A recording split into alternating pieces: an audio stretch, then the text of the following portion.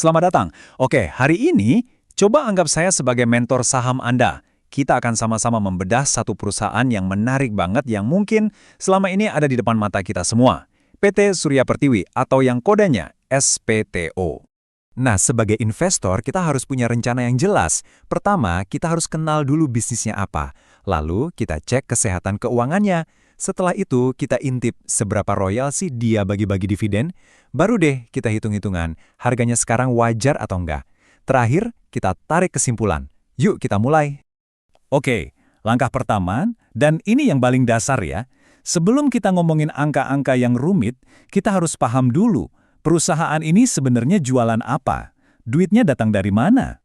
Pasti tahu dong merek Toto. Itu loh merek saniter premium yang sering kita lihat di mall, hotel, atau mungkin di rumah kita sendiri. Tapi, pernah kepikiran nggak ada satu perusahaan publik yang jadi satu-satunya gerbang masuk untuk semua produk Toto di seluruh Indonesia? Nah, ini dia jawabannya. Sejak tahun 1977, bayangin, SPTO itu udah jadi penjaga gerbang tunggal untuk Toto di Indonesia. Ini bukan sekedar hubungan bisnis biasa loh, ini adalah sebuah benteng pertahanan yang kuat banget di pasar bahan bangunan Indonesia yang super besar. Oke, kita tahu bisnisnya punya benteng yang kokoh.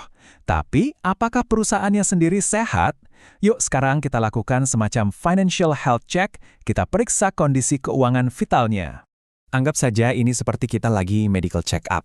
Kita cari tanda-tanda kekuatan, dan yang paling penting, risiko yang rendah. Buat kita sebagai investor, neraca keuangan yang sehat itu fondasi dari segalanya. Nah, coba lihat angka ini, 0,37 kali. Ini adalah rasio utang terhadap ekuitas, atau DER. Gampangnya gini, untuk setiap Rp1 modal sendiri, utangnya itu cuma 37 perak. Rendah banget kan? Ini artinya perusahaan tumbuh pakai modal sendiri, bukan dari pinjaman. Tanda yang sehat luar biasa. Selanjutnya 11,04%. Ini adalah return on equity atau ROE. Simpelnya ini tuh kayak rapor perusahaan. Seberapa jago dia menghasilkan untung dari modal yang kita, para pemegang saham tanamkan. Angka di atas 10% itu udah menunjukkan profitabilitas yang sangat solid. Jadi, kalau kita rangkum sekilas ya, asetnya triliunan, utangnya sangat terkendali, dan modal sendirinya jauh lebih besar dari utang. Ini adalah potret perusahaan dengan struktur keuangan yang kokoh banget. Oke, perusahaannya sehat. Sekarang, kita masuk ke bagian yang paling bikin investor senyum-senyum nih. Gimana caranya perusahaan ini bagi-bagi kue keuntungannya ke kita, para pemiliknya? Di kalangan investor, SPTO ini sering dapat julukan bangsawan dividen.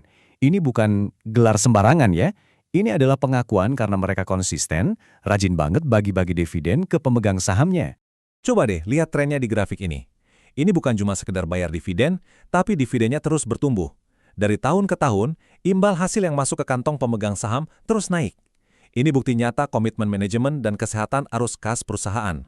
Dan ini dia angka jawarannya, 10,61%. Coba bayangkan, di saat bunga deposito aja nggak seberapa, kita bisa dapat pengembalian tunai 2 digit dari sebuah saham.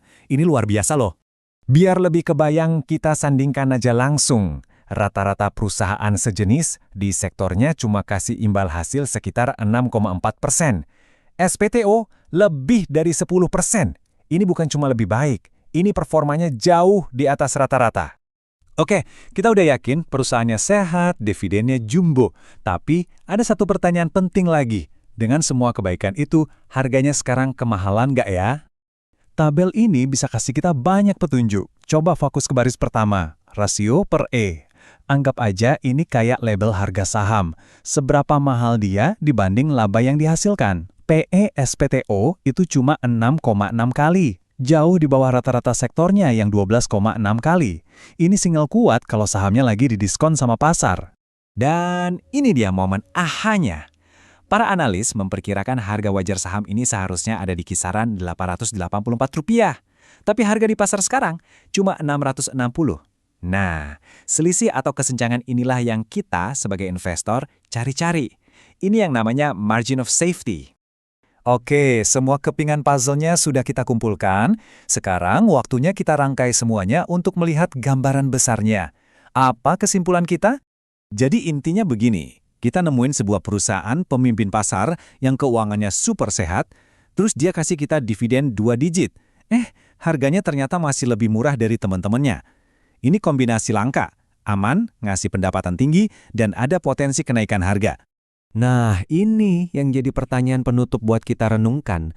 Ketika semua data fundamentalnya sekuat ini, dividennya segede ini, dan valuasinya semurah ini, apa ya yang kira-kira lagi dilewatkan oleh pasar?